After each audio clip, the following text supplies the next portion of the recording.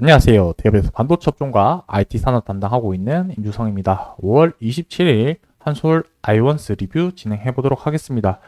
자, 1월부터 3월까지 한솔 아이원스에 다양한 좀 이슈 사항이 있었는데 어떤 이슈 사항이 있었는지 그리고 어떻게 흘러갔는지에 대해서 복기를 한번 좀 해보려고 하고요.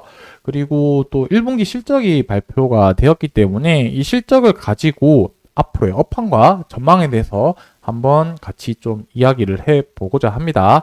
그리고 이제 차트를 보면서 차트적으로 봤을 때 중요한 또 지지 라인이 있고 저항 라인이 있겠죠. 그래서 이제 상승을 하게 되면은 어떤 구간이 저항 라인인지 파악하는 게 좀 중요하다라고 생각이 들고, 반대적으로 주가가 하락을 했을 때는 어디가 지지 라인인지 확인을 해야지 앞으로의 투자에 관한 시나리오를 세울 수 있기 때문에 이 부분에 대해서 같이 한번 얘기를 해 보려고 합니다.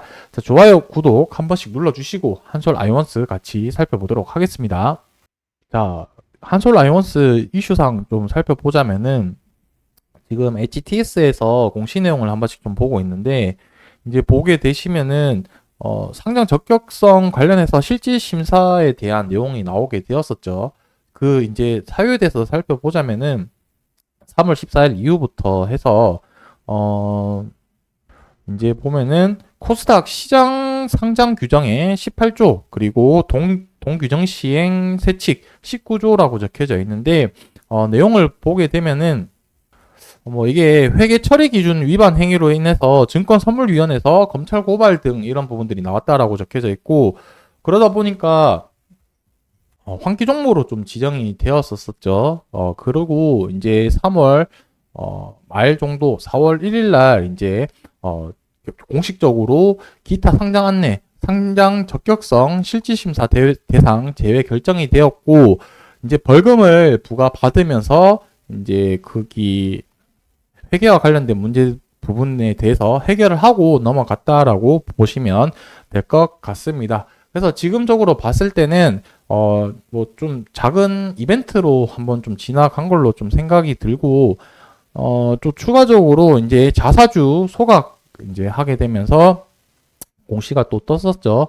그래서 이 소각 규모를 봤을 때는 24만 주, 그리고 전체 발행 주식 수에 비하면은 한 1% 정도 수준밖에 되지 않았기 때문에 그렇게 큰 규모는 아니었다. 그래서 금액적으로 봤을 때는 14억 정도였는데, 뭐 그렇게 전체적으로 봤을 때 비율적으로 봤을 때는 큰 부분은 아니지만 이런 행위 자체가 저는 좀 그래도 의미가 있다라고 생각이 들기 때문에 앞으로 좀 더 주식 소각 이런 부분들은 적극적으로 좀 해주면 좋을 것 같다라는 생각이 들고 있습니다. 그래서 추가적으로 이제 실적을 한번 좀 보게 되면은 실적이 지난 4분기에 비해서 매출액이 한 50억, 45억 원 정도 증가했죠.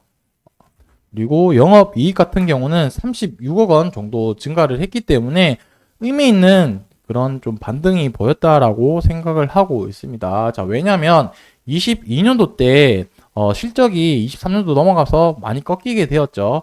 이 부분에 대해서 다시 말씀을 드리자면 반도체 업황에 직접적으로 영향을 미치는 기업이다 보니까 실적이 23년도 넘어가면서 급격하게 꺾였고 24년도에는 회복하고 있다는 점에서 되게 의미 있다라고 생각을 하고 있습니다.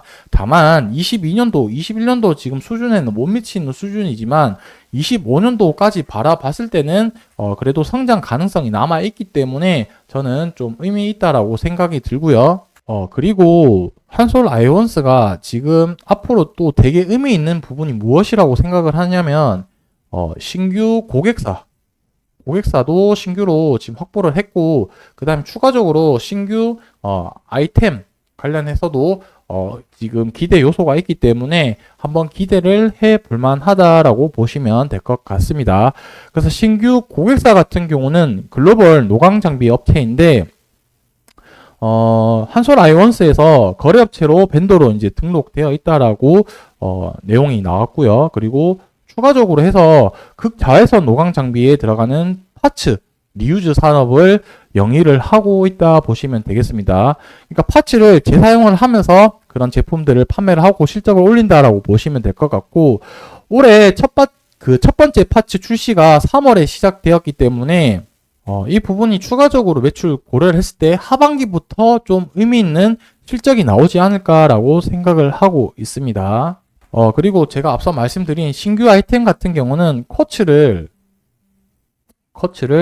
대체하는 제품으로서 3차 테스트 현재 좀 진행을 하고 있는 상태이기 때문에 연말에 아마 테스트 결과가 나올 것 같은데 이 부분에 대해서는 요 내용만 가지고 다음번에 또 자세하게 한번 말씀드려 보도록 하겠습니다. 그래서 실적만 보시게 되더라도 영업 이익 같은 경우는 조금 더 하반기에 치중되어 있을 포인트가 좀 나와 있죠. 50억이라고 하더라도 곱하기 4 하면 200억 정도인데 200억보다 높은 수준으로 예상이 되어 있다는 것은 하반기로 갈수록 매출에 대한 기대감이 더 높아간다. 이렇게 좀 생각을 해 주시면 좋을 것 같고 2분기, 3분기 계속해서 모니터링 하면서 좀 지켜보자라는 의미로 받아주셨으면 좋겠습니다. 자, 마지막으로 이제 좀 주가를 보고 마무리를 하려고 하는데 자, 이전에 이게 한솔 아이원스 같은 경우는 거래량이 많이 들어왔을 때는 1000만 주 이상 거래량이 좀 동반이 되었죠. 그래서 지금 상장된 이제 주식 수를 좀 보자면은 여기 이제 보시게 되면은 자, 발행 주식수 같은 경우는 2,900만 주 발행이 되어 있고 그다음에 유동 주식수, 그러니까 시장에서 거래될 수 있는 주식수 양이 1,700만 주를 고려를 한다라고 보면은 보통 유통 주식수 한 바퀴 정도 거래가 되었을 때 거래량이 많이 좀 발생되었다라고 일반적으로는 그렇게 좀 얘기를 하죠. 근데 상장 때 이후로부터는 그렇게 많은 거래량이 동반된 적은 없었고 최근에는 정말 거래량이 많이 없는 상태로 좀 지지부진한 흐름을 보이고 있다라고 보시면 될 것 같습니다. 그래서 최근에 자사주 소각을 하고 나서 다시 거래 재개가 되었을 때 200만 주 거래량이 들어오긴 했지만 절대적인 양 봤을 때는 아직 조금 부족한 감이 없지 않아 있다라고 보시면 될 것 같습니다. 그래서 최근에 제가 드리고 싶은 말씀은 무엇이냐면 거래량이 없이 이제 거래량 없이 거래가 되어다 보니 주가가 상승 하락폭이 앞으로 조금 커질 수 있다라는 점은 좀 고려를 해 주시면 좋을 것 같습니다. 그래서 지금 같은 경우에는 제 생각에는 조금 러프하게 구간을 잡는 게 좀 중요하다라고 생각이 들고 하락을 하게 되면은 이제 최근에 바닥을 다졌던 요 구간들을 좀 지지 라인으로 좀 보면 좋을 것 같고요. 추가적으로 이제 상승을 하게 되면은 앞선 윗골이 달았던 구간이 좀 또 강한 저항이 되지 않을까라고 생각을 하고 있습니다. 자, 왜냐하면 앞전에 주가가 최고가까지 올라갔던 부분들의 물량들이 여기에 많이 몰려 있다 보니까 여기서 또 이제 본전이 왔을 때 던지는 물량들이 좀 많을 수 있겠죠. 그러다 보니까 현재로서는 거래량 없이 주가가 조금 바닥에서 상승을 했기 때문에 다시 한번 큰 폭으로 하락할 가능성도 생각을 해 둬야 될 거고 단기간 제가 앞서 말씀드린 이 구간 이탈을 하게 되면은 241선, 초록색 선이 241선인데 여기까지도 봐야 되는 상황이긴 한데 현재로서는 어떤 구간에 저항을 먼저 맞을지 지지를 맞을지 조금 중간보다 조금 중상에 있는 포지션이기 때문에 방향성을 보고 추후에 또 전략을 짜도 좋은 방안이지 않을까라고 생각을 하고 있습니다. 자, 그래서 앞으로 이런 움직임을 보고 또 결과를 한번 말씀드릴 거고 다음 영상에서는 또 한솔 아이원스가 수혜를 받을 수 있는 모멘텀이 어떤 것이 있는지 뉴스 기사로 같이 한번 얘기를 해 볼 테니까 좋아요, 구독 눌러주시고 같이 시청해 주시면 감사하겠습니다. 오늘 영상 여기서 마무리하도록 하겠습니다.